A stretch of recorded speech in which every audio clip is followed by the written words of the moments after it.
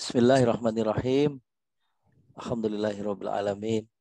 Wassalatu wassalamu ala asyrofil anbiya'i wal mursalin Sayyidina wa maulana Muhammadin wa ala alihi washabihi ajmain. Amma ba'du. Alhamdulillah pada kesempatan malam ini kita bertemu kembali dalam mengkaji bahasa Al-Quran dengan Quran surat Al-Isra ayat 1 yang akan disampaikan oleh Ustadz Samsudin. Alhamdulillahirabbil alamin, puji dan syukur kita panjatkan kepada Allah Subhanahu wa taala yang mana kita pada malam ini masih diberikan kesehatan, diberikan nikmat iman Islam dan nikmat Islam yang sangat banyak. Alhamdulillah, dan salawat salam kita aturkan kepada junjungan Nabi besar Muhammad SAW, pada para keluarga, para sahabat dan para umatnya sampai akhir zaman. Seperti biasa, sebelum kita memulai acara kajian ini, kita bacakan suratul Al-Fatihah. Semoga apa yang kita pelajari, yang akan kita dengarkan ini mendapat barokah dan bermanfaat bagi kita semua. Al-hadhi niat wa niatin kulli sholihan. Al-Fatihah. A'udzubillahi minasyaitonirrajim. Bismillahirrahmanirrahim. Alhamdulillahirabbil alamin. Rahmanirrahim. Maliki yaumiddin. Iyyaka na'budu wa iyyaka nasta'in. Ihdinas siratal mustaqim. Siratal ladzina an'amta 'alaihim ghairil maghdubi 'alaihim waladdallin. Amin. Alhamdulillah, silahkan Pak Ustadz Samsudin untuk menyampaikan kajiannya. Terima kasih. Wassalamualaikum warahmatullahi wabarakatuh. Waalaikumsalam warahmatullahi wabarakatuh. Baik, bismillahirrahmanirrahim. Assalamualaikum warahmatullahi wabarakatuh. Alhamdulillahilladzi anzala al-Qur'ana tibyanan likulli syai' wa hudan wa rahmatan lil muttaqin. Asyhadu an la ilaha illallah, asyhadu anna Muhammadan abduhu wa rasuluh. Allahumma shalli ala sayyidina Muhammad wa ala alihi wa sahbihi ajmain, amma ba'du. Puji syukur kita panjatkan kehadirat Allah Subhanahu wa taala, salawat dan salam semoga Allah curahkan kepada suri tauladan kita Nabi besar Muhammad sallallahu alaihi wasallam, kepada keluarga, sahabat dan pengikutnya hingga akhir zaman. Ikhwanul rahimakumullah, alhamdulillah pada malam hari ini Allah memberikan kesanggupan dan kemampuan kita untuk istiqomah, walaupun tentunya ya sebagian dari teman kita masih baru pulang dari kerja dan seterusnya, ya ada yang di jalan, tapi mudah-mudahan kesempatan ini kita gunakan untuk mengkaji sebagian dari ilmu yang Allah sampaikan melalui baginda Rasulullah SAW, yakni memahami Al-Quranul Karim. Jadi kita pada malam hari ini saya sengaja ngambil topiknya surat Al-Isra ayat 1. Ini terkait dengan Isra Mi'raj, ya. Kebetulan minggu lalu hari Sabtu lalu kita memperingati Isra Mi'raj dan kita bahas ayatnya yang menjadi landasan atau yang menjadi acuan atau dalil tentang terjadinya Isra dan Mi'raj, supaya lebih lebih pas pemahamannya dengan memahami dalilnya, yakni memahami bahasa yang digunakan oleh Allah di dalam Al-Quran terkait dengan peristiwa Isra dan Mi'raj itu. Yaitu surat Al-Isra ayat 1. Nah, ikhwanul rahimakumullah, seringkali orang memahami Isra Mi'raj itu dan memahami ayat ini dilepaskan dari pemahaman bahasanya, sehingga seringkali keluar dari yang seharusnya dipahami. Karena pendekatannya adalah pendekatan, bukan pendekatan bahasa yang digunakan dalam dalil ini, sehingga perlu kita mengkaji ayat surat Al-Isra ayat 1 ini itu melalui pendekatan bahasa, karena dari bahasa itu kemudian kita akan memahami maknanya. Kalau kita memulainya dengan maknanya dulu, dengan tafsirnya, ya, tapi tidak memahami secara bahasa yang digunakannya, maka sering kemudian pakai logika, sehingga logika akhirnya kemudian menyimpang dari yang seharusnya. Allah Subhanahu wa taala berfirman dalam surat Al-Isra 1, A'udzubillahi minasyaitonirrajim. Bismillahirrahmanirrahim. Subhanalladzi asra bi'abdihi lailam minal masjidil harami ilal masjidil aqsal ladzi barakna haulahu linuriyahu min ayatina innahu huwas samiul basir. Yang artinya adalah Maha suci Allah, subhana, maha suci alladzi zat yang, yaitu Allah Subhanahu wa taala, asra yang telah memperjalankan bi abdihi hambanya, lailan pada satu malam, minal masjidil haram dari masjidil haram, ilal masjidil aqsa ke masjidil aqsa atau sampai ke masjidil aqsa, alladzi barakna haulahu, yang masjidil aqsa itu telah diberkahi di sekitarnya atau di sekelilingnya, linuriyahu agar kami memperlihatkan kepadanya min ayatina sebagian dari tanda-tanda kekuasaan atau kebesaran kami. Innahu sungguhnya Allah, huwa dialah Allah, as-sami'u zat yang maha mendengar, al-basiru zat yang maha mengetahui atau zat yang maha melihat. Nah, kita lihat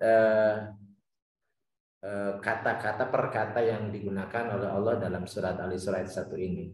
Yang pertama lafaz subhana. Subhana ini kata yang khusus diidofahkan atau disandarkan kepada Allah saja.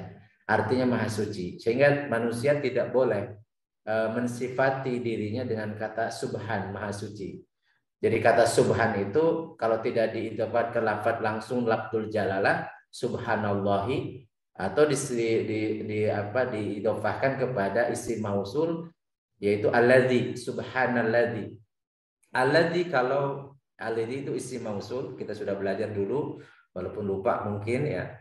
Alladzi itu kalau kepada Allah, khusus kepada Allah, artinya zat yang. Tapi kalau ke manusia itu orang yang, atau kalau kepada benda apa yang gitu ya. Jadi kalau subhanalladzi kepada pasti itu kepada alladzina, kepada Allah. Jadi artinya maha suci zat yang. Maha suci zat yang. Sehingga ini kalau kita sudah pernah dulu belajar di dalam kalimat jumlah ismiyah namanya. Jadi kata yang digunakan pertama itu disebut dengan mubtada atau inti kalimat. Jadi ini topik pembicaraannya tentang maha suci Allah, maha suci zat yang. Jadi kenapa menggunakan maha suci? Karena itu untuk menafikan semua yang akan diberitakan dalam ayat ini. Jadi diawali dulu dengan mengagungkan, mensucikan, Allah mensucikan dirinya atau mengagungkan dirinya, takzimul jinsi. Jadi kata-kata subhanalladzi. Kemudian dilanjutkan dengan ya alladzi asra bi abdihi. Alladzi tadi itu idofah dari kata subhan, jadi maha suci zat yang, dan itu sekaligus ke kalimat sesudahnya menjadi subjek, menjadi fa'il, yaitu asro. Asro itu kata kerja bentuk lampau yang butuh objek, atau kalau di bahasa Indonesia disebut dengan kata kerja aktif transitif. Jadi kata kerja bentuk lampau aktif transitif. Kalau dalam bahasa Arabnya asro itu fi'il madhi, ya, fi'il madhi maklum mutaaddi, maklum mutaaddi. Jadi kata benda, kata kerja aktif transitif. Jadi butuh objek. Oleh karena itu objeknya adalah bi'abdi. Jadi ada dua sebenarnya. Habis asro itu kalau yang dimaksud sehingga bisa berbeda penafsiran, kalau asro abdahu itu juga benar karena asro memperjalankan hambanya. Tetapi Allah bukan menggunakan abdahu.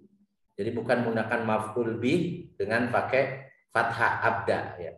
Tapi ini menggunakan bi abdihi, pakai kata bantu huruf jar bi abdihi. Artinya asrobi itu memperjalankan objeknya itu tidak aktif. Objeknya itu tidak punya inisiatif ya, tidak punya kehendak atau tujuan. Jadi memang betul-betul dia sebagai objek. Seperti misalnya kata kerja ja'abi, kalau ja artinya datang, kalau ja'abi artinya membawa atau nyangking gitu, yang membawa. Jadi asrobi artinya Allah lah yang memperjalankan hambanya. Dari kata hamba ini artinya seluruh dalam keadaan utuh sebagai hamba, yaitu terdiri dari jasad, dari ruh dan jiwa. 3 komponen itu hamba. Jadi bukan diperjalankan jiwanya. Kalau jiwanya bunyinya asro binafsihi. Tapi kalau misalnya abdahu atau abdahu langsung asro abdahu. Jadi objeknya tidak pakai bi, artinya Rasul bisa berinisiatif atau berencana atau melaksanakan suatu hal yang dikehendaki oleh beliau. Tetapi ini justru bi. Dengan bi artinya Rasulullah SAW betul-betul jadi objek, diperjalankan. Jadi apapun yang terjadi dalam proses perjalanannya itu atas kehendak dan kuasa Allah Subhanahu Wa Taala. Jadi bukan pilihan baginda Rasulullah SAW. Itu makna asra bi abdihi. Jadi dialah zat yang telah memperjalankan hambanya. Hambanya dalam bentuk seluruh utuh jasad, jiwa dan nyawanya. Jadi tidak dalam mimpi, tapi memang betul-betul hamba ini diperjalankan. Lailan ini artinya malam, satu malam. Jadi isim mudzakkar mufrad nakiroh ini pakai tanwin. Ya, pakai tanwin. Artinya malam itu satu malam. Jadi bukan beberapa malam, bukan kegelapan. Karena ada yang menafsirkan dalam bentuk kegelapan itu nggak pas. Karena lailan artinya dalam satu malam. Dan cuman malamnya malam apa malam Sabtu, malam Jumat dan seterusnya tidak disebutkan. Dan andaikan disebutkan ini bisa jadi masalah ya. Jadi bisa jadi ada malam tertentu yang dianggap malam keramat gitu ya. Jadi sehingga Allah menggunakan lailan itu nakiro, artinya satu malam. Malamnya kapan? Tidak tahu, walaupun kita peringati biasanya malam tanggal 27 Rajab. Tapi tanggal 27 Rajab bisa malam Senin, malam Kamis, malam Selasa dan seterusnya. Sehingga bisa relatif, tidak menentukan malam tertentu. Dan lailan itu mulainya dari mulai waktu Isya. Jadi malam itu dalam bahasa Arab itu mulainya waktu Isya sampai terbit fajar. Itu waktu malam. Artinya Rasulullah SAW diperjalankan pada satu malam mulai dari sholat Isya, sesudah sholat Isya sampai menjelang sholat subuh, menjelang terbitnya fajar. Jadi Rasulullah SAW diperjalankan dalam keadaan hidup, sadar gitu ya. Kemudian pada satu malam, jadi sesudah sholat Isya sampai balik lagi ke Masjidil Haram itu menjelang subuh.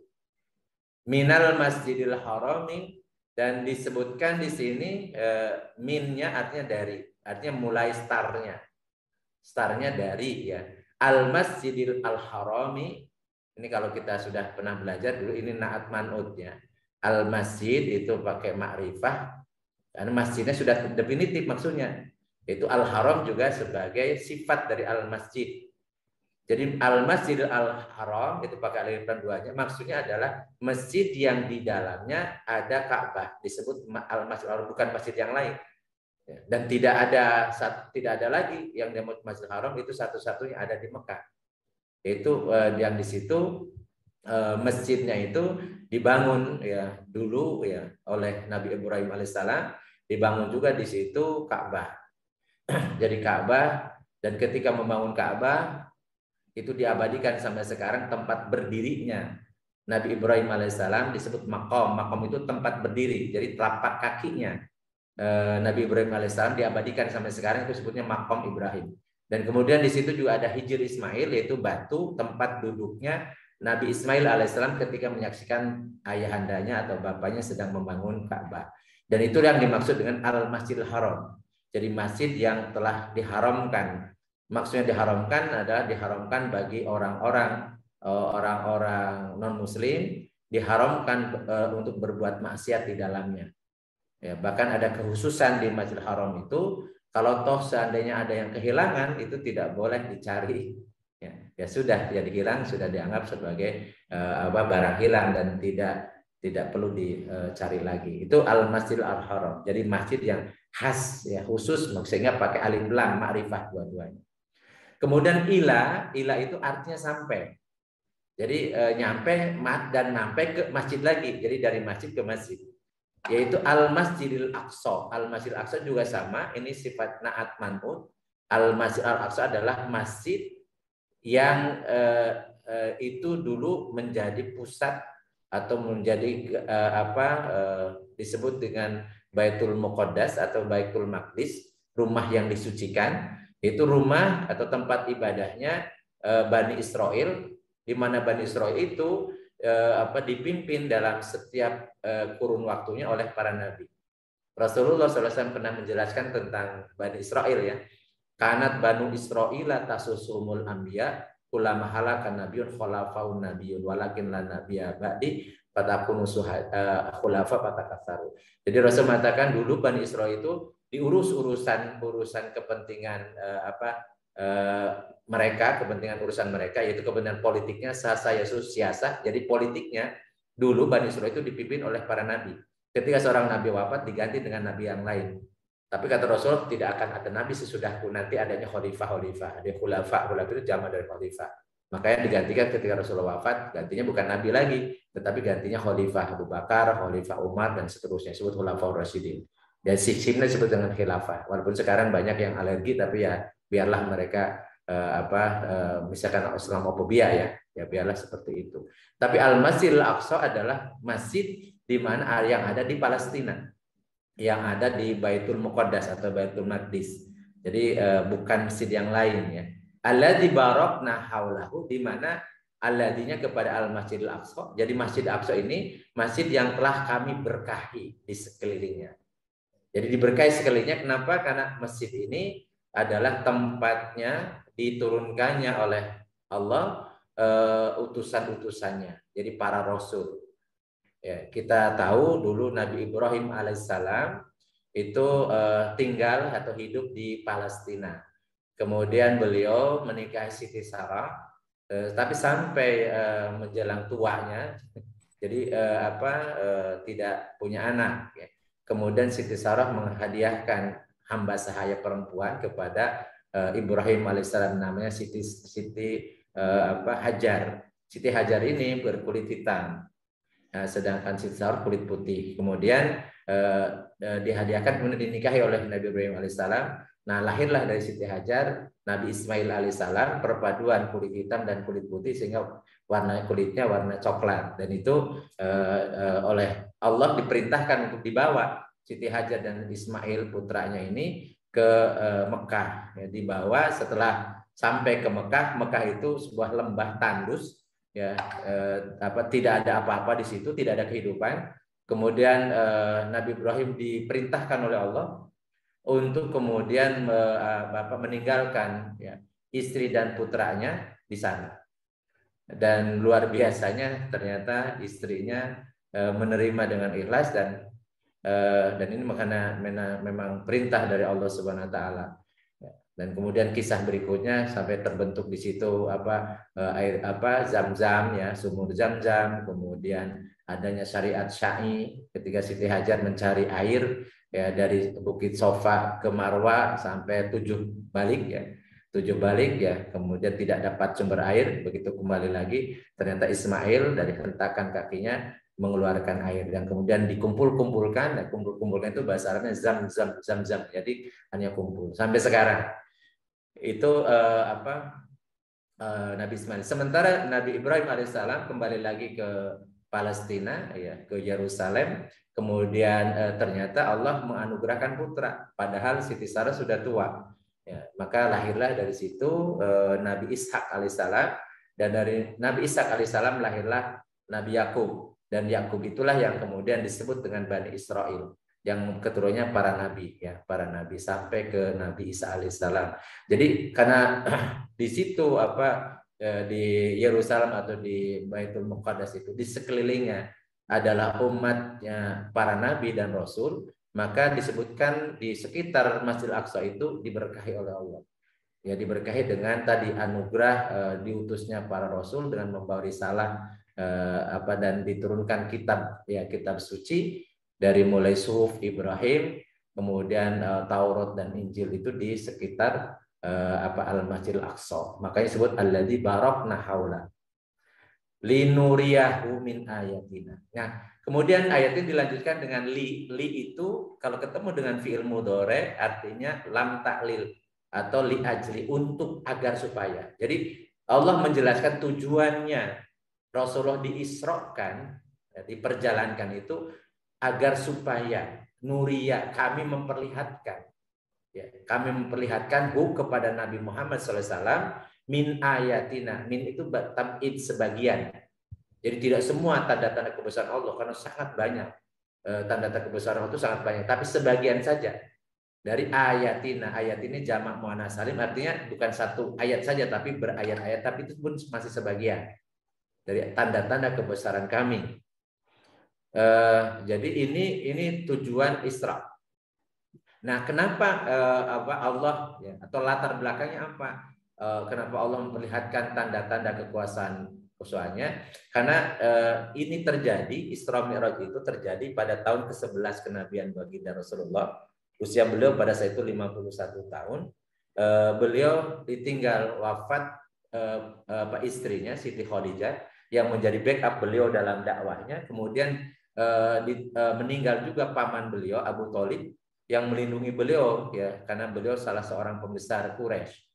Walaupun tidak masuk Islam, tapi beliau sebagai paman yang bertanggung jawab melindungi apapun yang dilakukan oleh keponakannya. Dan beliau mendapat amanah dari dari ayahnya, yaitu kakeknya Rasulullah SAW, ya, Abdul Muthalib. Jadi Abu Thalib wafat, ya, Siti Khadijah wafat, Abu Thalib wafat, sehingga orang-orang Quraisy semakin berani kepada Rasulullah SAW. Jadi, dan Rasulullah SAW ya, seakan-akan kehilangan, ya, penopangnya. Maka kemudian Allah mengisrokan beliau untuk memperlihatkan sebagian tanda-tanda kekuasaannya.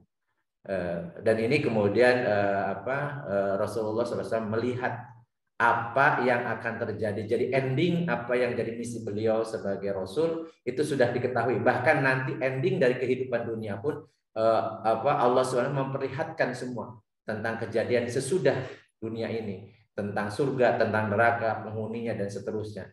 Jadi ini diantara sebagian dari tanda-tanda kekuasaan Allah. Innahu huwas samiul basir. Dan ayat ini ditutup dengan innahu. Inna itu suruh taukid, sesungguhnya dia Allah, huwa, dia Allah sebagai taukid penegas dari Allah. As-sami'u. As-sami'u adalah salah satu asmaul husna, artinya yang maha mendengar. Al-basir, nah, al-basir itu juga sifat dari Allah. Jadi ada, kalau melihat itu ada kata-kata ro'a, ada kata nadhara atau nadhirun, ada kata basirun atau basir, ya. Kalau ro'a itu dengan mata, kalau nadhara itu diamati, ya, itu biasanya terkait dengan apa yang dilakukan oleh manusia. Tapi Allah itu basir. Basir itu maha melihat sampai di mata hati, ya, maksudnya di dalam hati yang paling dalam. Kenapa hati yang dalam itu sebutnya basirah, basirah. Jadi Allah itu basir, maha melihat, bahkan apapun yang terjadi, yang ada, bahkan apapun yang diniatkan dalam hati seorang hamba. Itu Allah itu As-Sami Al-Basir. Jadi maksudnya bagaimana reaksi dari umat Nabi Muhammad setelah mendengar, melihat apa yang diceritakan oleh baginda Rasulullah sepulang dari Isra Mi'raj. Itu Allah mendengar apa yang menjadi komentar mereka. Allah juga maha mengetahui, maha melihat apa yang dilakukan oleh hamba-hambanya. Innahu huwas samiul basir. Ini makna lafaz, ya. Dan dari sinilah kemudian kita bisa memahami, sehingga Isra Mi'raj itu tidak bisa dibuat logika-logika, karena subjeknya Allah. Allah itu maha kuasa. Jadi jangankan memperjalankan, ya, hanya satu malam, mungkin sekejap mata pun bisa. Karena Allah itu idza arada syai'an ayyaqula lahu kun fayakun. Apabila Allah menghendaki sesuatu jadi, maka jadilah. Jadi jangankan satu malam, sekejap mata pun bisa. Jangankan kemudian menceritakan hal-hal yang secara fisik juga bisa diindra oleh manusia, bahkan yang belum terjadi pun kemudian Allah memperlihatkan, itu hal yang sangat mudah bagi Allah Subhanahu wa taala. Sehingga topik pembahasan Isra Mi'raj itu bukan pakai logika manusia, tetapi dengan keimanan akan kekuasaan Allah Subhanahu wa taala. Sehingga ini dan ayat ini menafikan semua penakwilan yang orang mengatakan tidak mungkin Nabi kalau dengan fisik kemudian bisa naik ke Sidratul Muntaha, nggak mungkin perjalanan dari Masjidil Haram ke Masjidil Aqsa cuma semalam dan seterusnya, itu sehingga itu akan dinafikan semua. Karena ayat ini menjelaskan bahwa Allah yang berbuat, Allah yang berkehendak. Jadi sedang Rasulullah SAW sebagai objeknya yang diperjalankan. Nah, kemudian apa sih yang dimaksud Isra? Jadi kalau kita Isra Mi'raj sebenarnya ada dua hal, Isra dan Mi'raj. Jadi kalau ayat ini cerita tentang Isra, yaitu perjalanan. Jadi huwa at-tawajuhun Nabiyyu sallallahu alaihi wasallam lailan minal Masjidil Haram ilal Masjidil Aqsa. Jadi Isra itu adalah perjalanan, atau Rasulullah diperjalankan ya pada satu malam dari Masjidil Haram ke Masjidil Aqsa, itu namanya Isra. Sedangkan dari Masjidil Haram naik itu disebut Mi'raj. Mi'raj itu huwa su'udun Nabi sallallahu alaihi wasallam ilal alamil alawi fihi furidat as-shalawatul khamsu. Jadi kalau Isra tadi untuk memperlihatkan tanda-tanda kekuasaan Allah, tapi kalau Mi'raj itu ada misi khusus.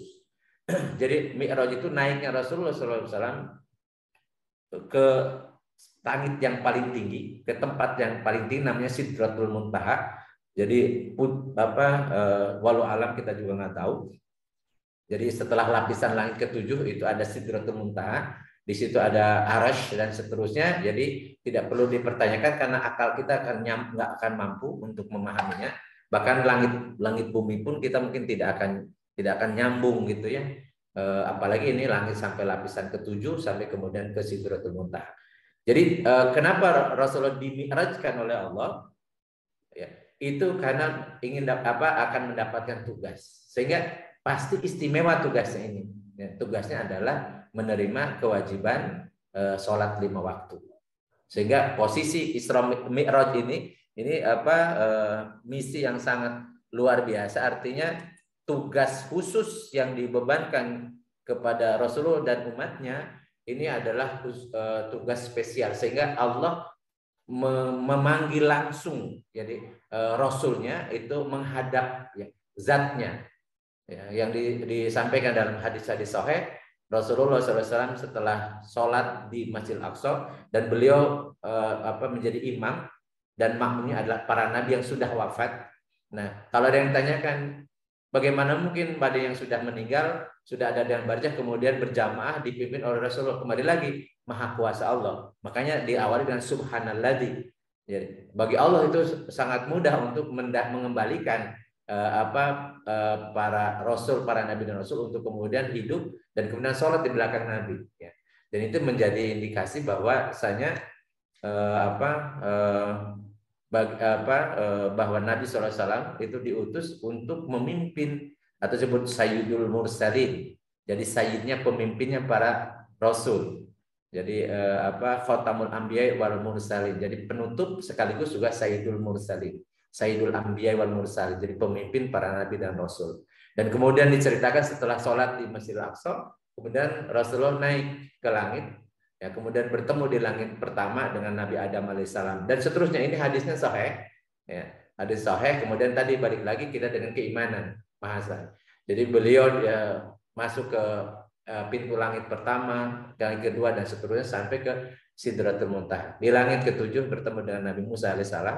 Kemudian begitu sampai ke Sidratul Muntaha, Rasulullah SAW dihadapkan kepada zat Allah.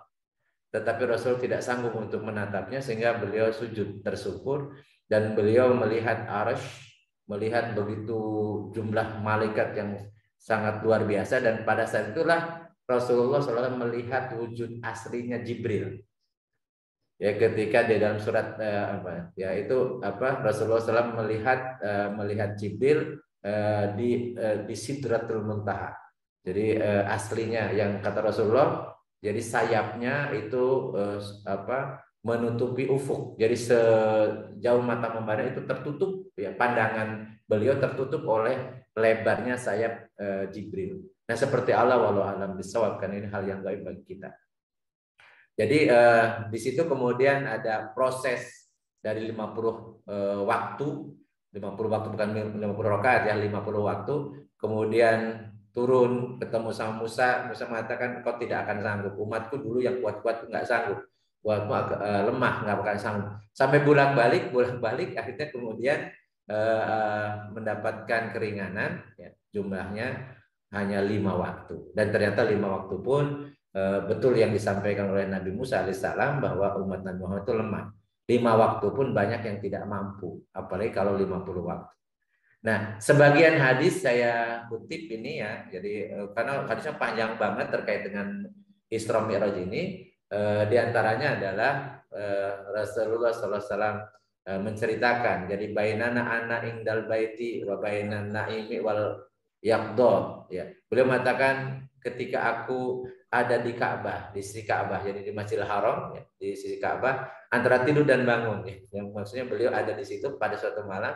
Kemudian datang kepada beliau seorang laki-laki di antara dua laki-laki, jadi menghampiri beliau, yaitu adalah malaikat, yang malaikat Jibril. Kemudian lalu dibawakan kepadaku sebuah bejana dari emas yang dipenuhi dengan hikmah dan iman. Nah, seperti apa ini juga wala alam bisawab. Jadi hikmah dan iman. Kemudian Nabi SAW dadanya dibelah ya dari atas sampai ke bawah perutnya, kemudian dicuci dengan jam-jam, kemudian dipenuhi dengan hikmah dan keimanan. Ini juga hal yang gaib bagi kita. Jadi bagaimana prosesnya nggak usah ditanyain ya. Jadi yang jelas Rasulullah menceritakan itu dan nggak mungkin Rasulullah berbohong. Kemudian doa itu bida batin. Nah ini cuma dengan ini juga bagian dari kekuasaan Allah. Didatangkan kepadaku seekor binatang. Jadi abiyad, jadi binatang berwarna putih. Dunal bagli wa fauqal himar.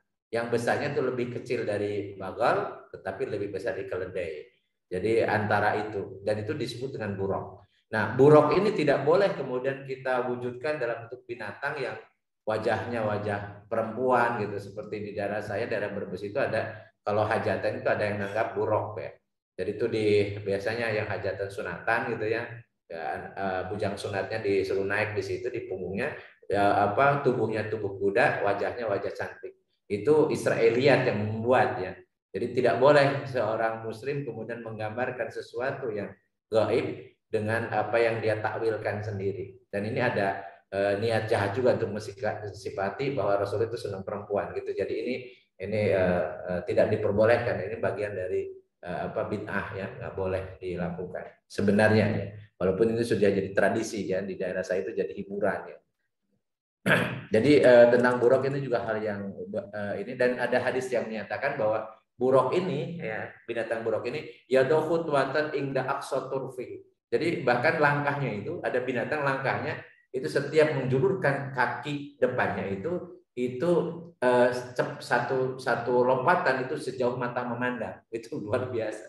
Dan ketika naik bukit ya, kemudian ketika naik kaki depannya mengkerut, ketika turun ya kemudian memanjang. Ya itu tidak ada yang binatang seperti itu. Memang khusus, ini buruk ini binatang khusus yang Allah siapkan untuk kendaraannya Nabi Muhammad SAW. Kemudian Fangtolak tuh ma'a Jibril, kata Rasulullah, aku kemudian pergi beserta Jibril. Jadi Isra Mi'raj itu ditemenin oleh Jibril. Demikian pula Mi'rajnya ditemenin oleh Jibril. Nah ini hadisnya panjang sekali, tapi saya potong aja. Dan naik kemudian ke langit ketujuh, ke Sidratul Muntaha, yang kemudian mendapat tugas sholat.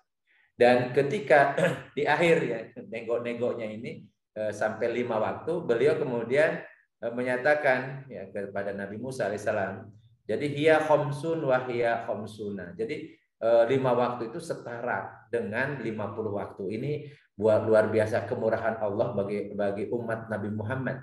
Jadi yang 50 waktu itu cukup diganti atau setara hanya 5 waktu saja. Jadi 5 waktu itu sholat maghrib, isya, subuh, duhur, asar itu sama dengan 50 waktu yang asalnya dibebankan, ditugaskan kepada Nabi Muhammad dan umatnya. Jadi Rasulullah setelah itu kemudian mengatakan la yubatilu qaulu. Ladaya, aku sudah tidak akan mau berubah lagi, jadi sudah nerima ya. Rasulullah SAW kemudian bersabda, aku kembali bertemu dengan Musa, lalu ia menyarankan lagi, suruh kembali. Kemudian apa yang disatakan oleh Rasulullah? Istahyaitu min Rabbi, aku malu berhadapan, malu dengan Tuhanku gitu. Jadi sehingga ya terimalah tugas itu, sehingga begitu istimewanya sholat 5 waktu dari misi Rasulullah Mi'raj ini, sehingga tugas itu langsung disampaikan tidak melalui Jibril. Jadi tugas sholat 5 waktu itu tidak melalui Jibril, langsung Allah menyampaikan kepada Rasulullah ketika Mi'rajnya Rasulullah SAW, yang tadinya 50 menjadi 5 waktu, dan tetapi 5 waktu itu setara dengan 50, karena setiap kebaikan Allah lipat gandakan 10 kali lipat. Jadi kalau kita mengerjakan sholat 5 waktu itu sama dengan melaksanakan sholat 50 waktu. Luar biasa, Masya Allah. Oleh karena itu kesimpulan dari tadi ayat itu atau penjelasan dari Isra Mi'raj itu, yang pertama, Isra Mi'raj itu terjadi pada tahun ke-11 dari kenabian Muhammad SAW. Beliau umur 51 dan biasa dengan amul huzn, karena tahun kesedihan, karena Rasulullah ditinggal wafat oleh istri beliau dan oleh paman beliau. Kemudian bagi Nabi Muhammad SAW, peristiwa Isra Mi'raj semakin memperkokoh keimanan beliau kepada kekuasaan Allah Subhanahu wa Ta'ala. Kenapa? Karena setelah melihat berbagai macam bentuk tanda-tanda kebesaran Allah, keagungannya, dan apa saja yang akan terjadi pada hari kiamat nanti. Jadi bagi Allah sangat mudah menayangkan apa yang akan terjadi. Teknologi manusia sekarang juga bisa, tapi yang sudah terjadi bisa ditayang ulang gitu ya. Bagi Allah sangat mudah yang akan terjadi, diperlihatkan kepada Rasulullah, sehingga Rasulullah melihat bagaimana penghuni surga, penghuni neraka, cerita berbagai macam kejadian yang itu diperlihatkan kepada beliau, dan kemudian Jibril menjelaskan ketika diperlihatkan ada penghuni neraka, kemudian Rasulullah bertanya siapa itu, kemudian Jibril menjelaskannya, dan itu misi Isra-nya Rasulullah. Jadi linuriyahu min ayatina. Jadi agar kami perlihatkan kepada Rasulullah sebagian dari tanda-tanda kekuasaan kami. Sehingga bagi Rasulullah itu endingnya itu tahu. Sehingga begitu turun, begitu selesai Isra Mi'raj ini, maka beliau sangat yakin. Tetapi ingat, Rasulullah kemudian tidak menjadi contoh fatalistik. Artinya kalau walaupun Rasulullah tahu akan terakhir, tapi ternyata Rasulullah, karena beliau adalah uswatun hasanah. Jadi kalau seandainya karena beliau tahu kemudian beliau diam saja, karena yang penting nanti Allah menentukan seperti itu, bagaimana umatnya? Ternyata tidak seperti itu. Rasulullah justru berjuang untuk menggapai itu. Jadi walaupun tahu hasilnya, endingnya, tapi beliau kemudian berusaha untuk berdakwah itu dengan sungguh-sungguh, dan sampai akhirnya kemudian Allah memberikan kemenangan. Makanya ketika perintah berhijrah, Rasulullah SAW kemudian sami'na wa ata'na, dan Allah memudahkan itu. Dan ketika sudah ada di Madinah, Rasulullah SAW selama 10 tahun itu ada 70 kali peperangan, futuhat. Artinya Rasul tidak pernah diam, tidak pernah istirahat, tidak pernah leha-leha, tapi beliau berupaya semaksimal mungkin. Dan ketika kalau kita membaca kisahnya ketika perang Badar misalnya, Rasul itu semaksimal, bahkan beliau tidak tidur. Beliau kemudian memunajat pada Allah, berdoa pada Allah, karena secara fisik tidak mungkin 300 mengalahkan 1000. Tetapi dengan kekuasaan Allah, Allah menurunkan malaikat untuk membantu beliau, dan akhirnya perang pertama kali itu, perang Badar, dimenangkan oleh baginda Rasulullah SAW. Jadi Rasulullah mencontohkan bagaimana tawakal. Ya. Sehingga saya pernah menyampaikan konsep tawakal itu seperti seekor burung. Ya, burung itu takuhi mason wataru bitonan, berangkat di pagi hari dengan perut kosong, kemudian pulang di sore hari dengan perut kenyang. Dan bagaimana Rasulullah mencontohkan beraktivitas. Tidak boleh seorang muslim itu malas-malasan. Bahkan Rasulullah berdoa pada Allah agar terhindar, dilindungi dari sifat malas. Nah, ini bagi Rasulullah itu memperkuat keimanan beliau. Kemudian seperti sesudah Isra Mi'raj, kemudian Rasulullah melihat respon para sahabat. Dan ketika disampaikan kepada Abu Bakar Siddiq, apa jawaban Abu Bakar Siddiq? Andaikan kau menceritakan lebih dari itu, aku yakin. Makanya Abu Bakar itu dapat gelar As-Siddiq, yang membenarkan. Jadi bagi umat Nabi Muhammad SAW, peristiwa Isra Mi'raj itu menjadi ujian atas keimanan mereka. Sehingga akan terlihat orang-orang yang benar-benar beriman seperti Abu Bakar As-Siddiq, dan orang-orang yang lemah imannya. Sehingga ada di antara sahabat waktu masih di Mekah, ada yang murtad karena ada cerita tentang Isra Mi'rajnya beliau. Kemudian Yang terakhir tentunya sholat 5 waktu itu yang menjadi misi Mi'rajnya Rasul ya, dibebankan kepada Nabi Muhammad SAW saat Mi'raj, menunjukkan kewajiban syariat yang paling utama. Jadi bahkan sholat itu as-sholatu imaduddin. Sholat itu tiangnya agama. Faman aqamaha faqad aqamadin, wa man tarakaha faqad hadamadin. Siapa yang menegakkan sholat, maka dia telah menegakkan agamanya, dan siapa yang tidak, yang meninggalkan sholat, dia telah merobohkan agama. Begitu pentingnya sholat. Sehingga kewajiban sholat itu tidak melalui Jibril, tetapi Allah langsung menugaskan, langsung menyampaikannya kepada baginda Rasulullah SAW. Sehingga indikator seseorang baik atau buruknya dari sholatnya. Sehingga dalam sebuah hadis Rasulullah mengatakan, Inna awala ma yuhasabu bihil abdi yaumal qiyamah as-shalah. Sesungguhnya yang pertama kali akan dihisab dari seorang hamba itu adalah sholat. Fa in shaluhat faqad aflaha wa anjaha. Kalau sholatnya bagus, maka dia akan beruntung, akan bahagia. Wa in fasadat faqad khaba wa khasir. Kalau sholatnya rusak, maka dia akan merugi dan kemudian akan sengsara. Ya, wallahu a'lam bishawab. Mudah-mudahan ya, kita menindaklanjuti ini, yang terutama mengingatkan kepada saya dan kepada seluruh teman-teman semuanya ya, untuk bagaimana kita memperhatikan sholat 5 waktu kita dan keluarga kita. Assalamualaikum warahmatullahi wabarakatuh. Saya kembalikan ke Kang Cucu. Terima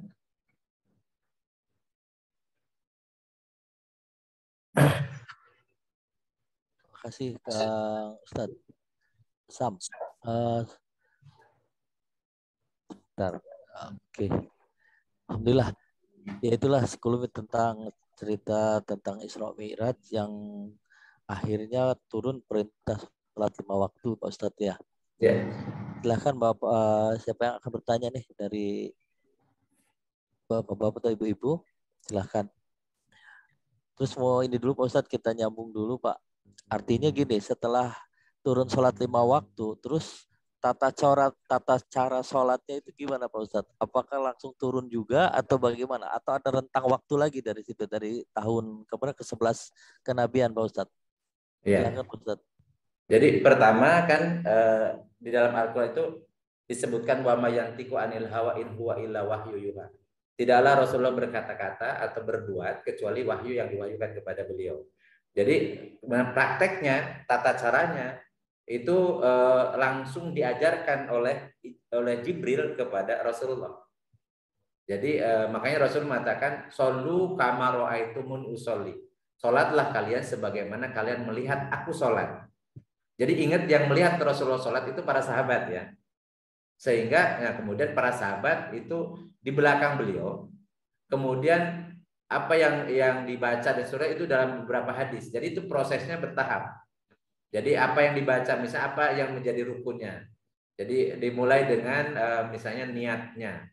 Yang pertama, kemudian rukun ya. Bagaimana rukun yang harus tidak boleh tidak dilakukan, yaitu takbiratul ihram. Jadi takbiratul itu ucapan. Dan itu dalam beberapa hadis, ya, dalam beberapa hadis, termasuk doa iftitah. Doa iftitah itu tidak wajib, tetapi menjadi yang disunahkan dengan redaksi yang bisa berbeda. Setiap mazhab ternyata ada perbedaan redaksi. Itu kaitannya dengan yang sunnah-sunnah. Tetapi kalau yang wajibnya ternyata sama semua. Ya, rukun-rukunnya baik mazhab Maliki, mazhab Syafi'i, itu semua rukunnya sama. Yang berbeda itu yang sunnahnya. Yang sunnahnya, sehingga termasuk misalnya ada kunut di sholat subuh atau tidak, itu bagian dari sunnah, bukan dari rukunnya.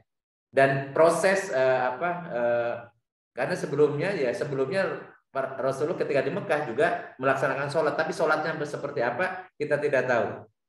Ya, sholatnya, karena setiap ketemu mereka di Syi'ib itu sebuah lembah. Ya, mereka bertemu malam-malam, kemudian mereka sholat. Tapi sholatnya seperti apa, walau alam.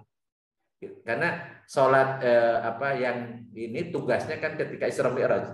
Dan itu artinya ketika beliau sudah menjadi nabi, sudah 11 tahun. Jadi tahun ke-11 kenabian ya. Artinya sholat sebelumnya itu seperti apa, walau alam. Tapi sholat sesudah ditugaskan sholat 5 waktu, termasuk rokaatnya, jumlah rokaatnya, dan waktu-waktunya itu dijelaskan oleh Rasulullah kepada para sahabat dan juga dilakukan, sehingga Rasul mengatakan sholatlah kalian sebagaimana kalian melihat aku sholat. Jadi ada yang dipraktekkan sehingga dilihat oleh para sahabat, ada yang diucapkan, yaitu diajarkan bacaan-bacaannya. bacaan-bacaannya. Tapi kemudian ternyata para ulama berbeda pendapat. Nah, yang berbeda pendapat terkait dengan sholat 5 waktu itu pasti bukan yang rukunnya. Jadi pasti terkait dengan yang sunnah-sunnahnya. Jadi sehingga kalau misalnya ada perbedaan pendapat di dalam sholat itu bukan ujuk-ujuk bid'ah. Kenapa? Karena yang melihat Rasulullah sholat itu para sahabat, dan para sahabat itu kemudian menyampaikan kepada anaknya yaitu tabiin, itu ternyata ada yang berbeda. Ada yang berbeda bacaannya, ada yang berbeda gerakannya. Ternyata misalnya takbiratul ihram ada yang mengangkat tangan sampai ke telinga, ada yang mengangkat tangannya sampai di sini saja, ada bahkan tidak mengangkat tangan, gitu. Tapi sama-sama mereka mengatakan bahwa Rasulullah memulainya dengan takbiratul ihram. Jadi dia itu takbir itu mengucapkan, jadi ucapan Allahu Akbar yang awal gitu ya. Itu tidak berbeda pendapat. Sehingga kalau kita belajar usul fikih, kita akan mengatakan bahwa yang berbedaan atau khilafiyah dalam masalah fikih ibadah mahdoh seperti dalam sholat 5 waktu di antara para imam mazhab itu hal-hal yang sunnahnya, bukan yang rukunnya, gitu ya, bukan yang rukunnya. Dan itu karena ya, mereka melihat, ingat Rasul itu sholat jadi imam. Para sahabat itu jadi makmum yang melihat langsung. Jadi melihat itu ya macam-macam melihatnya. Karena terbatas kan. Pasti yang melihat juga hanya beberapa orang saja kan gitu. Kan dulu belum ada teknologi video. Belum ada teknologi kemudian ditayangkan, dan Rasul juga tidak kemudian mencontohkan di depan kemudian para sahabat berkeliling gitu, enggak. Tapi langsung dipraktekkan. Ada Rasul mengatakan solu kamar itu menusoli. Apalagi dulu para sahabat yang baru masuk Islam ini bahkan mungkin nggak hafal gitu, nggak hafal bacaan macam, tapi suruh sholat, ngikutin aja gitu kan. Artinya ngikutin itu taklid namanya. Jadi kita kaitannya dengan fikih ini, kita justru kalau kita belum tahu, tidak bisa ngambil hukum langsung sendiri ke sumber-sumbernya, ya kita suruh taklid, ngikut aja. Ya, ngikut siapa? Ya ngikut ulama. Ulamanya ngikutin mazhab mana ya? Makanya kita ngikutin mazhab ketika kita belum jadi mujtahid itu malah harus. Bukan nggak boleh, karena kita tidak mungkin bisa langsung mengambil hukum ke Al-Quran dan As-Sunnah langsung, nggak mungkin. Kita orang bodoh kok langsung ngambil ke Al-Quran dan As-Sunnah, bagaimana ceritanya? Atau misalnya mengatakan ini persis dengan yang dilakukan Rasul, yang persis ngomong persis itu sahabat pun dulu tidak ada yang sama persis, yang melihat langsung gitu ya, sehingga buktinya kan ada perbedaan pendapat. Imam Malik berbeda dengan Imam Syafi'i, padahal Imam Malik itu ya berhadapan langsung dengan para sahabat, ketemu. Ya, Imam Syafi'i berguru kepada Imam Malik, tapi karena berbeda pendapat. Orang yang dulu pun generasi awal, yang generasi keduanya itu berbeda pendapat. Bagaimana mungkin 14 abad kemudian tidak boleh berbeda pendapat dan mengatakan inilah yang persis dengan sholat Rasulullah. Dari mana? Ketemu kapan dengan Rasul?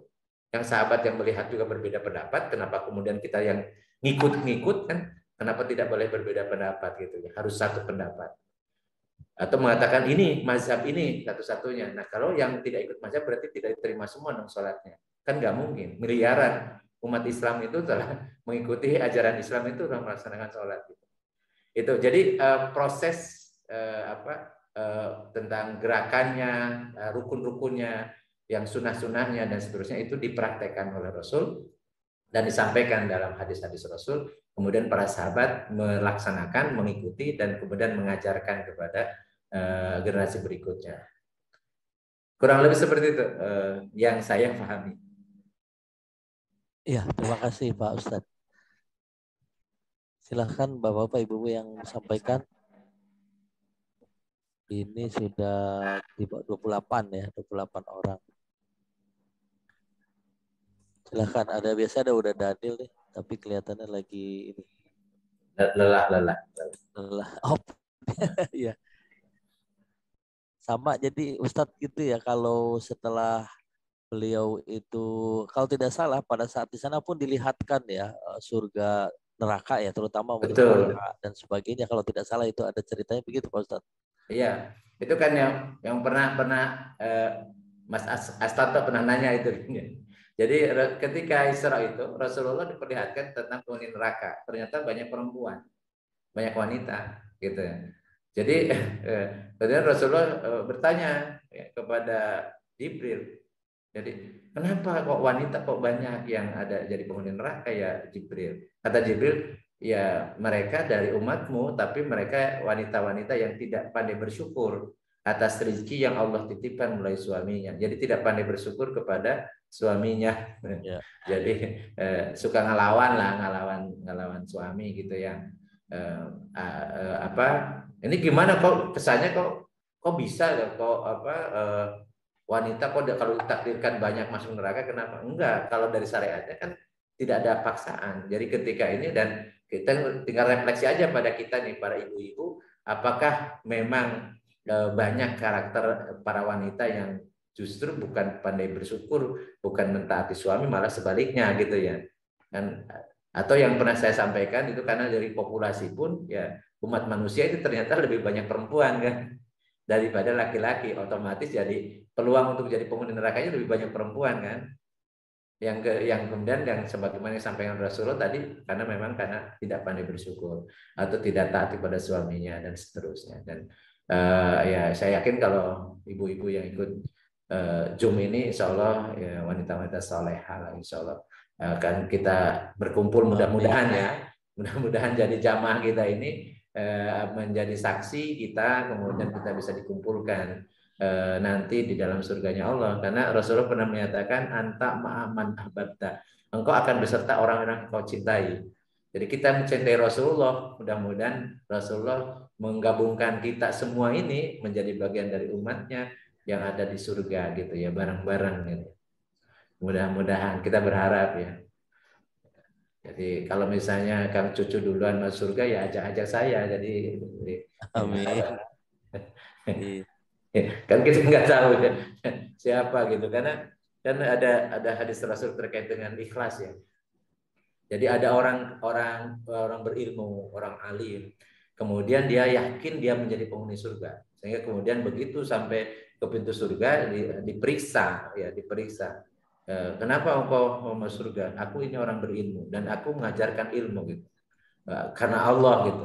Kemudian oleh Allah ditolak. Kata engkau bohong. Engkau itu belajar ilmu dan mengajar ilmu supaya pamer, ria, jadi sombong kepada orang-orang bodoh. Akhirnya ditolak, nggak jadi masuk surga gitu. Ada orang kaya, dia optimis masuk surga. Ketika pas mau masuk surga ditanya, apa yang mau kebantu? Aku orang kaya, aku biasa berderma. Berderma karena engkau ya Allah, lillahi ta'ala. Karena oleh Allah kata engkau berbohong.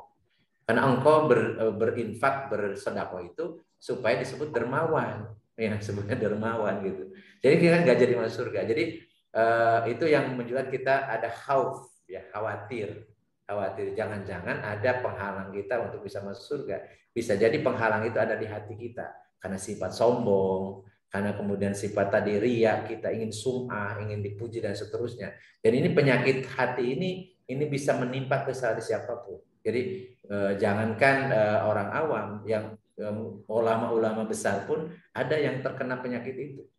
Dan kita sekarang ini menyaksikan banyak orang yang pinter tapi sombong, pinter tapi sombong, arogan gitu ya, mau menang sendiri atau bahkan menjustifikasi orang itu pokoknya di bawah dia lah. Itu kan berat karena orang sombong itu kan tidak akan masuk surga gitu. Ya la yadkhulul jannata man kana fi qalbihi daratun minal kibri. Rasul mengatakan tidak akan pernah masuk surga orang yang dalam hatinya ada sebiji-sawi saja sifat sombong. Nah, padahal bisa jadi nempel ke kita juga kan. Makanya ya tadi kita saling saling tawasobil haq wa tawasobil sober gitu ya. Jadi jangan sampai ada penyakit-penyakit yang mendatangkan murka Allah, penyakit hati ya, yang akan mendatangkan murka Allah itu kita dilindungi oleh Allah, dibersihkan dalam hati kita. Sehingga ya kita berusaha untuk saling mengingatkan, jadi saling mengingatkan, kemudian saling tadi menolong, saling membantu untuk agar kita ini selamat di akhirat, diakui oleh baginda Rasul sebagai bagian dari umatnya. Termasuk apa yang kita lakukan ya, sholat ya.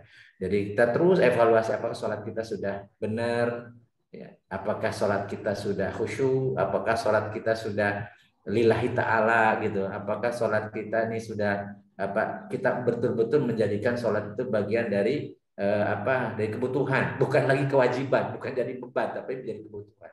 Bahkan kalau kita misalnya tidak sholat tepat waktu itu ada sesuatu yang hilang, atau kita tidak sholat berjamaah ada sesuatu yang kurang dan seterusnya, itu luar biasa, dan itu anugerahkan nikmat itu luar biasa. Itu Allah menganugerahkan kepada orang kalau sudah terikat hatinya dengan masjid, hatinya dengan sholat, dengan kewajiban-kewajiban itu berarti dia diberikan anugerah yang sangat besar oleh Allah Subhanahu Wa Taala.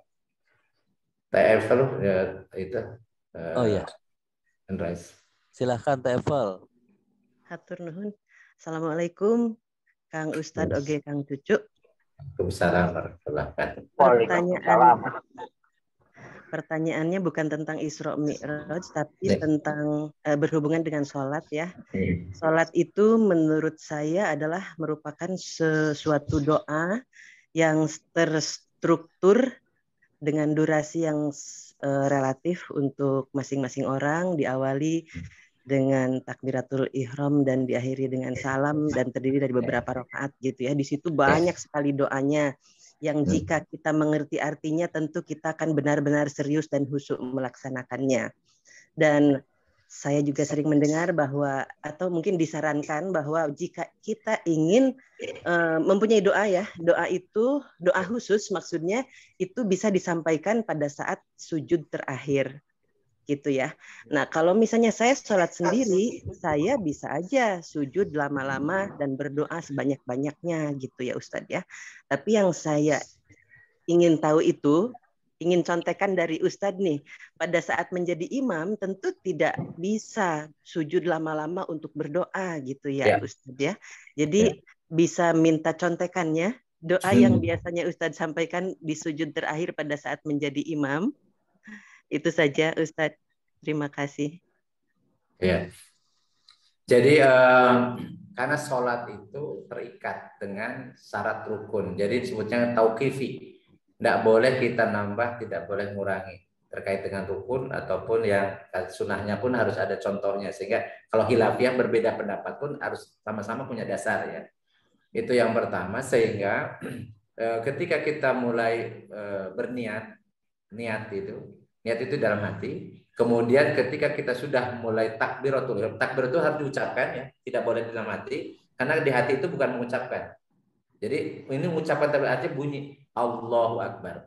Nah kalau jadi imam itu harus dikencengkan supaya makmum tahu bahwa ini aba-aba sudah mau, makanya disebut dengan takbiratul ihram. Jadi takbir yang mengharamkan semua ucapan, semua perbuatan di luar ucapan dan perbuatan sholat. Itu disebutnya takbiratul ihram. Jadi takbir itu takbir yang mengharamkan semua kegiatan selain kegiatan terkait dengan sholat. Itu takbiratul ihram. Nah, kemudian setelah itu kemudian membaca doa iftitah, doa pembuka sebutnya. Nah, doa iftitah itu juga bisa berbeda. Ada yang Allahu Akbar kabira walhamdulillahi katsira dan seterusnya, ada yang Allahumma ba'id baini dan seterusnya gitu ya. Itu karena kenapa kok berbeda? Karena antara satu sahabat dengan sahabat yang itu mendengar apa yang diucapkan Rasul berbeda gitu. Jadi berbeda pun harus ada dasarnya gitu. Bahwa ini diriwayatkan dari siapa, mendengar seperti ini. Diriwayatkan dari siapa, mendengar seperti ini. Nah kemudian membaca suratul Fatihah. Nah di surat Fatihah pun ada perbedaan pendapat tentang Bismillah. Apakah Bismillah itu bagian atau ayat pertama dari surat Al-Fatihah atau Bismillah itu ayat tersendiri, sedangkan surat Al-Fatihah dimulai dari Alhamdulillahirabbil alamin. Sehingga kemudian ada yang Bismillahnya disirkan, ada Bismillahnya dizaharkan. Yang dizaharkan itu berpendapat bahwa Bismillah itu ayat pertama dari surat Al-Fatihah. Sedangkan yang disirkan itu bukan ayat pertama Alhamdulillahirabbil alamin. Dan itu perbedaan pendapat itu juga ada dasarnya masing-masing. Kemudian baca, jadi surat Fatihah itu dibaca. Nah, kalau berjamaah, jadi dibaca oleh imam, kemudian makmum bisa menyimak, atau kalau Imam Syafi'i kan khawatir ketika imam membaca Fatihah, kita lagi meleng, jiwa kita lagi nggak concern, ya nggak khusyuk, maka kemudian setelah imam baca Fatihah, maka diupayakan si makmum juga baca Fatihah, walaupun disirkan. Itu supaya tadi. Tapi kalau pendapat imam yang lain, ya cukup dengan bacaan imam adalah bacaan makmum gitu. Jadi itu juga ada perbedaan pendapat. Kemudian disunahkan baca ayat, baca surat, tergantung pilihan. Dan kalau jadi imam itu cari yang mudah, yang kalau bisa yang makmum itu hafal. Jadi jangan sampai kita sedang coba menghafal, dibaca yang kita hafal dan kemudian sehingga kalau kita salah itu makmum nggak ada yang bisa ngoreksi. Jadi kalau jadi imam itu beda dengan kita sedang sholat malam sendirian. Kalau sholat malam sendirian silahkan sepanjang-panjangnya dari sekaligus juga sambil menghafal. Tapi kalau jadi imam tidak boleh. pertama tidak boleh dalam rangka pamer ya, karena kita hafalannya banyak. Kecuali kalau ada kesepakatan di situ imamnya memang hafid dan memang kemudian berurutan, itu sudah diumumkan sebelumnya. Jadi memang imamnya itu memang hafid dan dia membaca kemudian berurutan, itu nggak jadi masalah. Tapi kalau kita misalnya imam yang memang rutin dan kita juga tahu dan kita juga tidak hafal semua gitu ya, maka kemudian pilihlah ayat-ayat yang kira-kira ada makmum yang hafal atau sebagian besar makmum hafal sehingga menambah kekhusyuan, sehingga kita baca dipahami juga oleh makmum kita gitu ya. Kalau ada keliru kita juga bisa dikoreksi gitu. Jadi ini sehingga ukurannya tadi panjangnya ya kurang lebih ya juz amma lah ya gitu ya, sepanjang-panjangnya gitu ya. Jangan sampai rakaat pertama baca surat Al-Baqarah nanti bubar semua jamaahnya. Kemudian ruku itu juga ada di situ tumanina. Jadi tumanina itu makanya dibatasi kalau Imam Syafi'i dengan 3 kali tasbih. Tasbihnya juga bisa beda-beda, bisa subhanallah saja, bisa subhana rabbiyal a'la wa subhana rabbiyal azim wa bihamdi, atau yang panjang. Ya. Jadi ada ini sehingga ada yang panjang dan apakah harus 3 maksimal enggak. Jadi makanya tumanina itu bisa jadi ketika ruku ini dibacanya ya baca tasbih bisa diulang-ulang, bisa juga lebih dari 3 gitu ya. Tapi kalau berjamaah itu ukurannya 3 kali. Dan itu disebut dengan tumanina. Kemudian itidal. Itidal juga ada bacanya. Itidal itu berdiri tegak, kemudian membaca gitu. Sami Allahu liman hamidah, kemudian makmum menjawabnya Rabbana walakal hamdu, dan seterusnya. Jadi ada doa.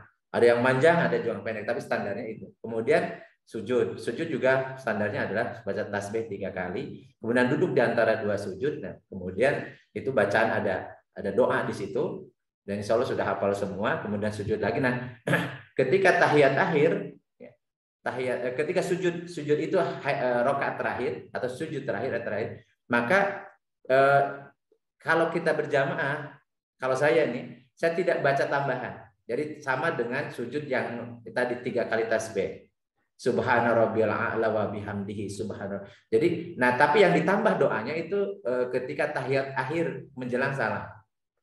Jadi setelah baca sholawat kepada Nabi, sholawat juga kepada Nabi Ibrahim alaihissalam dan keluarganya, kemudian ditambahin dengan doa standarnya tadi tapi kalau lagi selama suka lupa saya. Tapi kalau lagi sholat pasti udah langsung paket gitu ya. Kadang-kadang terbiasa ya. Ya. Tapi intinya saya nambahin biasanya ketika menjelang salam. Jadi bukan ketika sujudnya. Nah, ini kenapa? Karena tadi kita jangan sampai mengganggu kehusuan jamaah. Jadi makanya kenapa imam yang rutin di situ, walaupun kita misalnya kita lebih dalam tanda petik lebih pandai, lebih bagus bacaannya, tapi kalau kita tidak dapat izin oleh imam di setempat di situ, itu tidak boleh kita.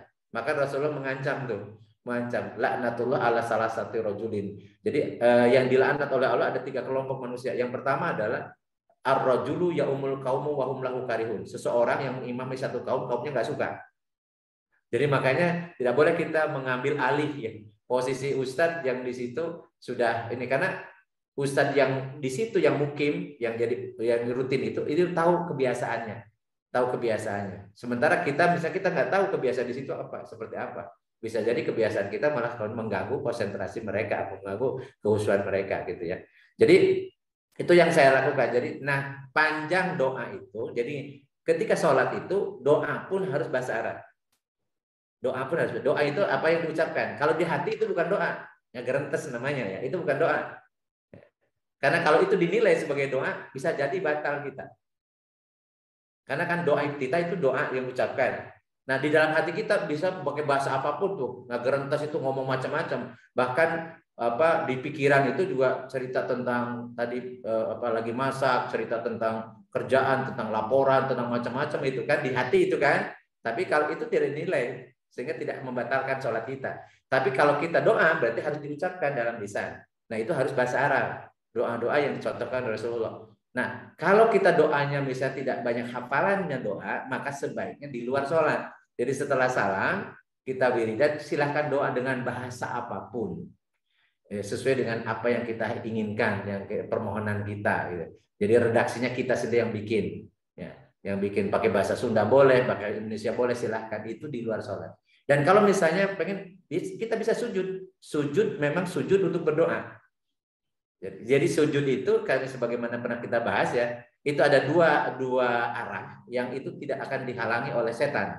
Yaitu arah ke atas ketika kita berdoa, ya itu tidak bisa dihalangi oleh setan. Dan ketika kita sujud, maka itu setan tidak bisa menghalangi. Allah akan menurunkan atau tadi akan mengampuni dosanya dan akan menijabah permohonannya. Jadi sengaja kita sujud untuk kemudian berdoa. Kalau di luar sholat sujud sendiri itu dia sholat, silakan pakai doa bahasa apapun. Ya, jadi sesuai dengan kepentingan kita kan, kita punya kepentingan berbeda-beda tuh. Silahkan di situ berdoa dan sesudah sholat. Jadi sudah sholat, kemudian kita diawali misalnya dengan wiridan. Dan kita memulai sebelum memohon kita beribadah dulu, yaitu dengan membaca tadi tasbih, takbir, tahlil, tahmid, kemudian sujud sambil berdoa atau berdoa sambil menengadahkan, jadi tangan gitu ya. Jadi monggo silahkan dipilih yang mana gitu ya. Kalau saya biasanya dengan menengadahkan tangan seperti ini ya. Kemudian kita mohon pada Allah. Nah ada juga berbeda pendapat, katanya doa itu tidak menggunakan tangan, tapi tangannya di sini, silahkan. Itu masing-masing ya. Kalau saya ikuti mazhab Syafi'i memang doa itu mengangkat tangan. Ya, mengangkat tangan kemudian memohon ya. Dan kalau misalnya di luar sholat boleh dengan bahasa kita. Misalnya ya Allah ampuni aku, ampuni orang tuaku. Ya Allah penuhi, saya punya urusan sedang merintis bisnis, ya Allah berikan kelancaran dan berkahi bisnisku dan seterusnya. Silahkan pakai bahasa apapun. Karena doa itu memang Rasulullah pasti pakai bahasa Arab kan. Karena orang Arab ya, kalau kita tidak dilarang kalau tidak menggunakan bahasa Arab. Apalagi kalau pakai bahasa Arab ngerti. Masa kita minta tapi apa yang kita minta nggak tahu kita. Terus gimana cara mengetahui itu sudah dikabulkan? Kan nggak tahu. Kita hafal cangkem doang gitu, mulut kita hafal gitu ngelotok, tapi nggak ngerti apa sih yang diminta.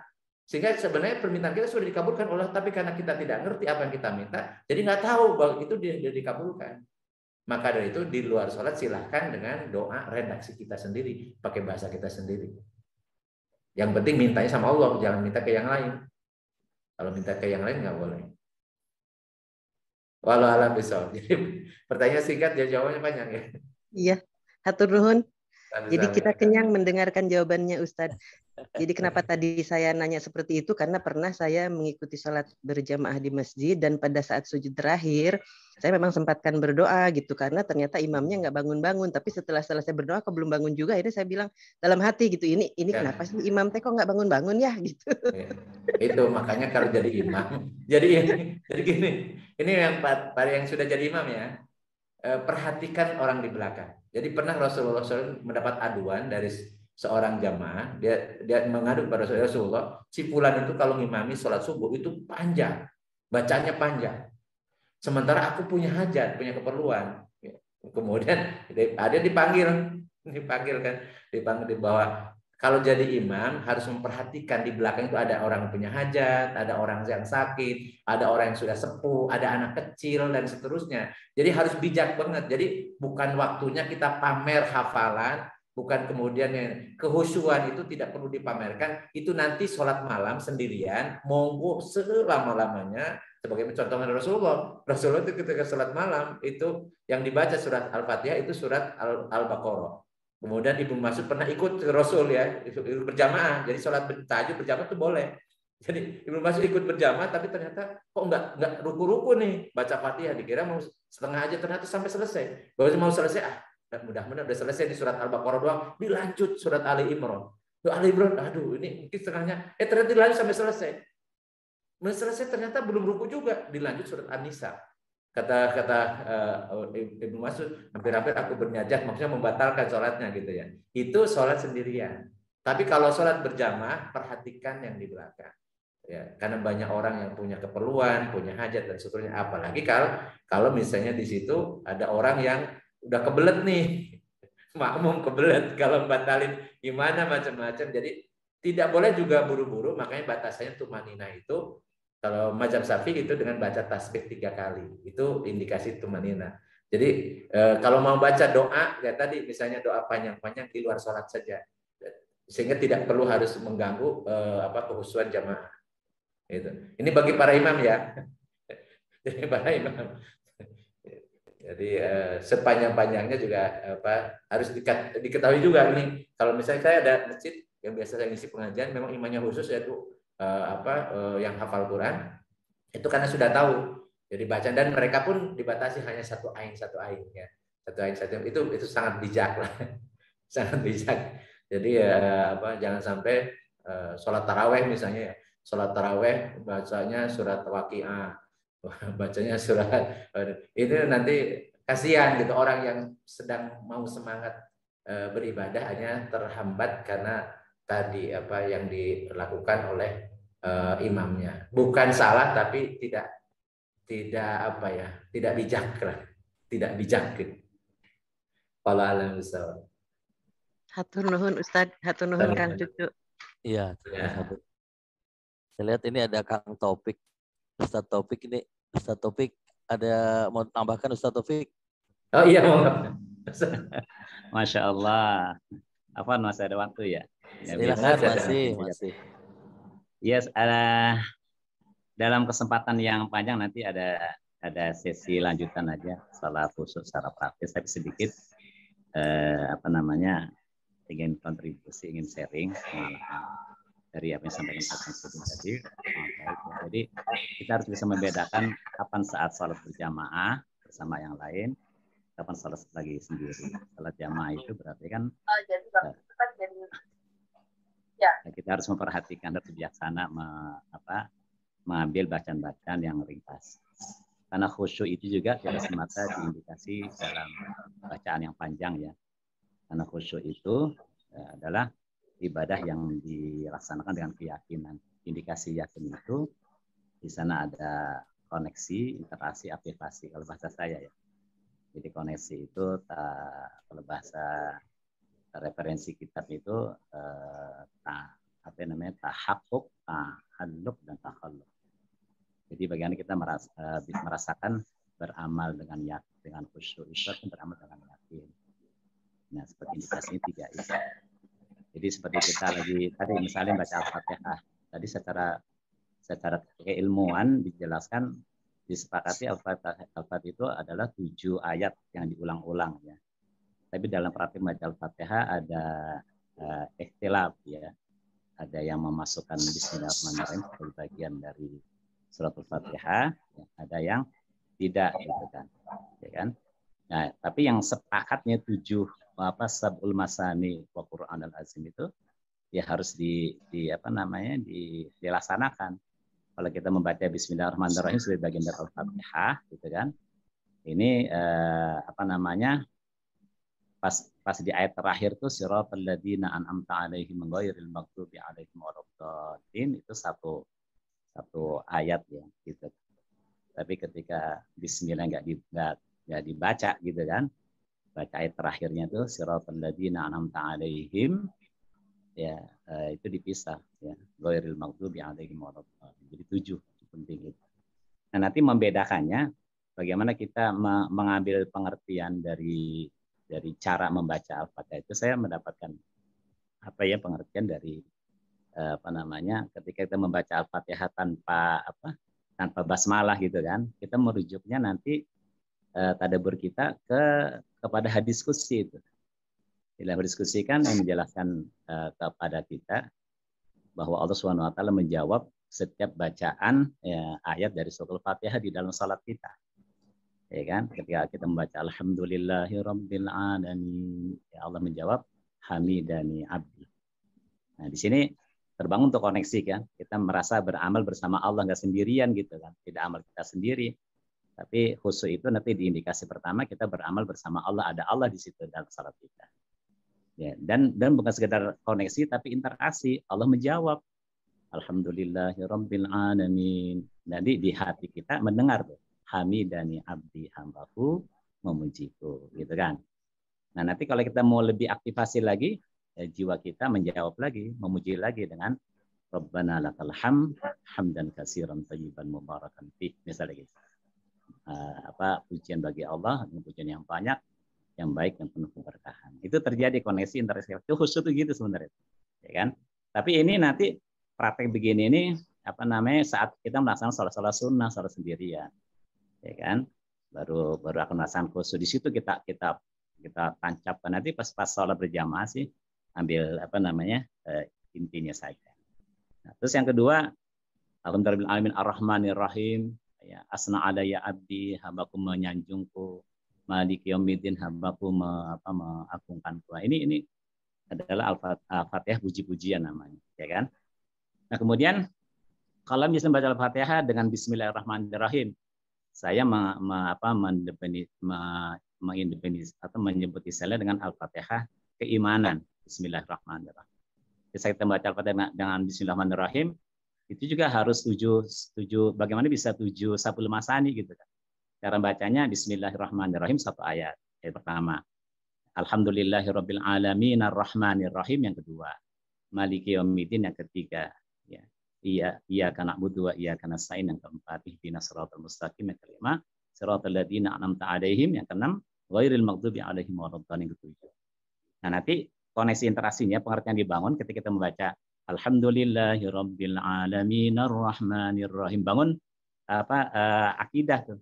La dengan kalimat tauhid, la ilaha illa huwa Rabbun nas, Rabbul alamin arrahmanir rahim.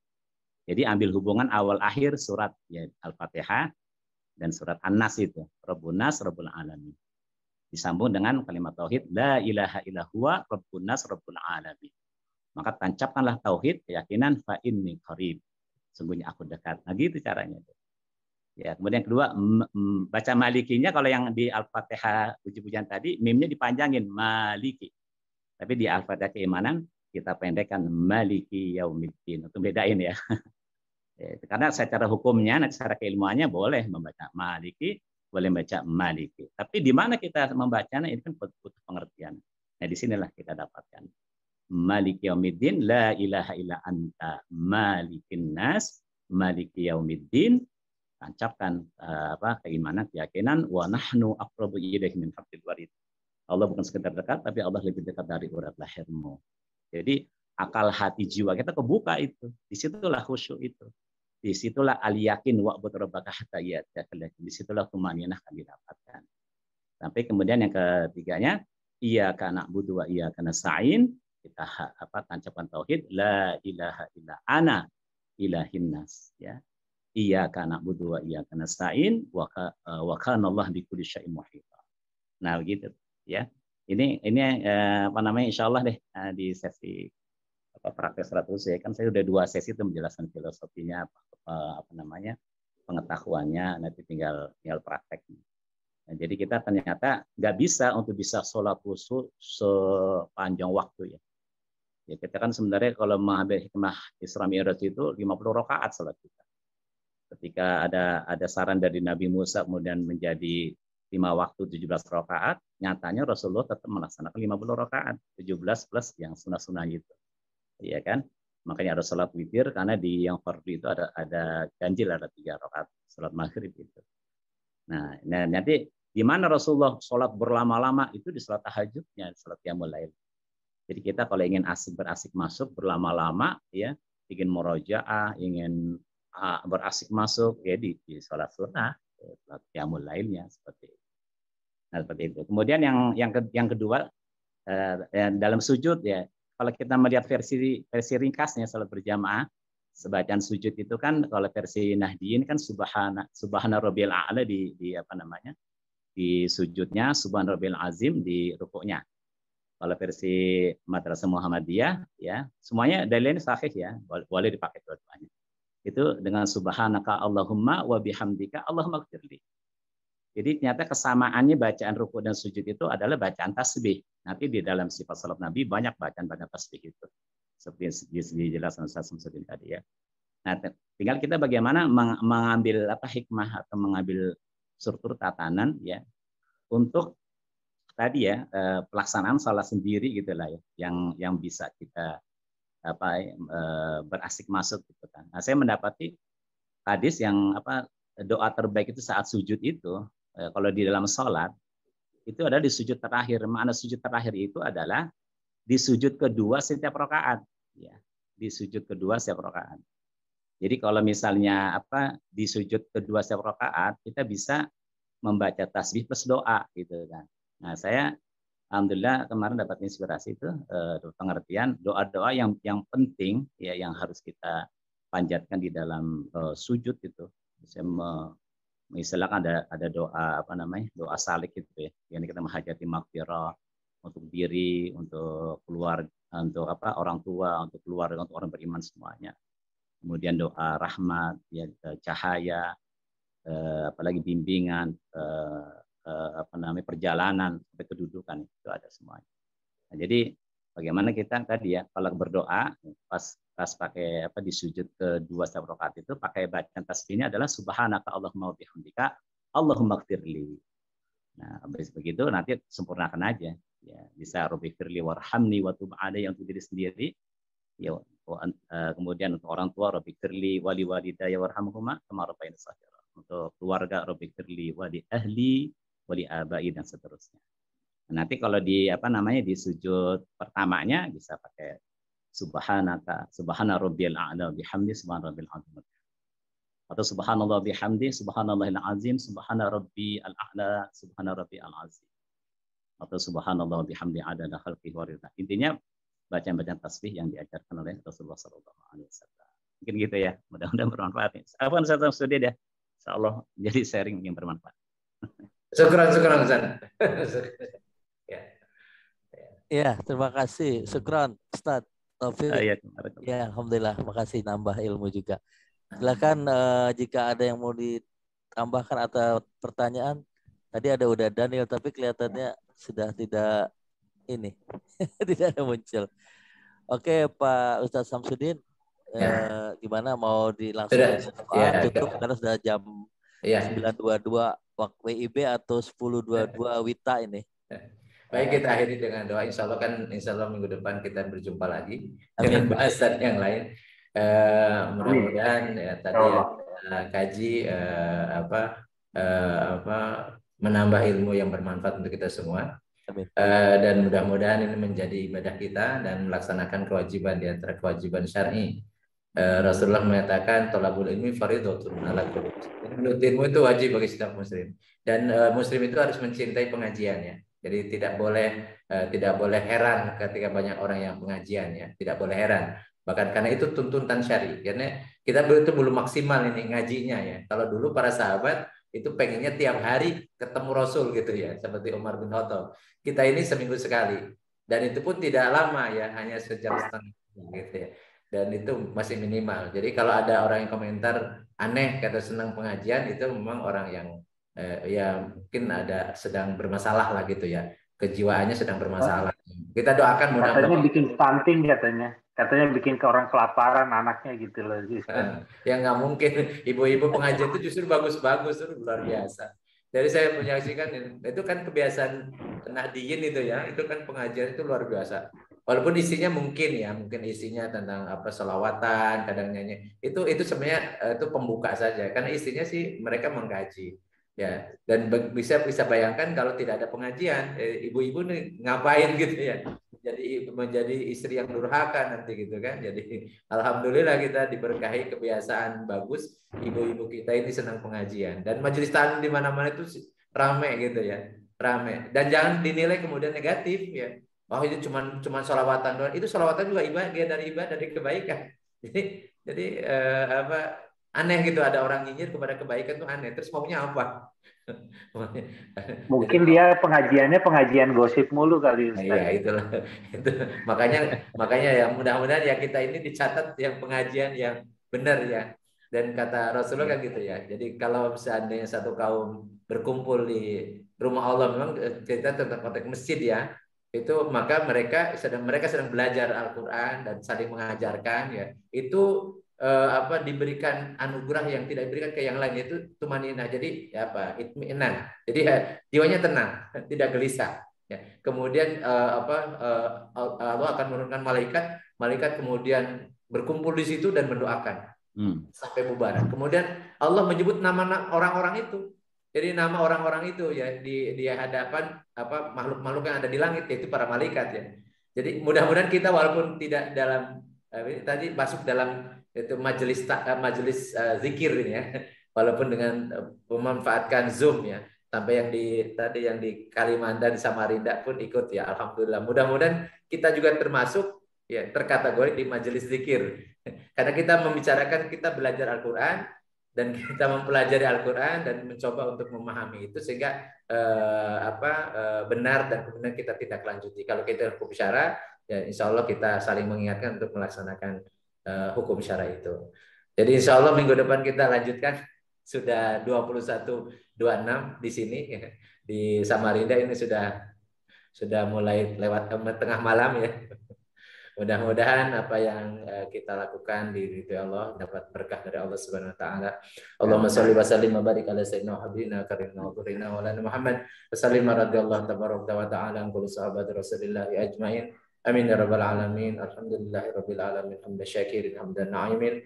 Hamda yuafi ni'ama wa yukafi mazidah. Ya Rabbana lakal hamdu kama yanbaghi li jalali wajhika wa 'azimi sultanik. Allahumma anfa'na bima 'allamtana wa 'allimna ma yanfa'una wa zidna ilman nafi'an. Allahumma yassir lana umurana kullaha wa la tu'assir alaina. Allahumma hasil maqasidana. Rabbana auzina an nashkura ni'mataka allati an'amta 'alaina wa 'ala walidaina wa an na'mala shalihan tarda wa adkhilna bi rahmatika fi ibadikas salihin. Rabbana la tuzigh qulubana ba'da idh hadaitana wa hab lana min ladunka rahmatan innaka antal wahhab. Rabbana atina fid dunya hasanah wa fil akhirati hasanah wa qina adzabannar. Wa sallallahu ala sayyidina Muhammadin wa ala alihi wa sahbihi wa barik wasallim. Subhanakallahumma wa bihamdika asyhadu an la ilaha illa anta astaghfiruka wa atubu ilaik. Subhana rabbika rabbil izzati amma yasifun wa salamun alal mursalin walhamdulillahi rabbil alamin. Billahi taufiq. Assalamualaikum warahmatullahi wabarakatuh. Waalaikumsalam warahmatullahi wabarakatuh. Jazakallahu khairan Ustaz. Terima kasih semuanya. Sampai ketemu lagi minggu depan. Assalamualaikum sadayana. Waalaikumsalam. Waalaikumsalam.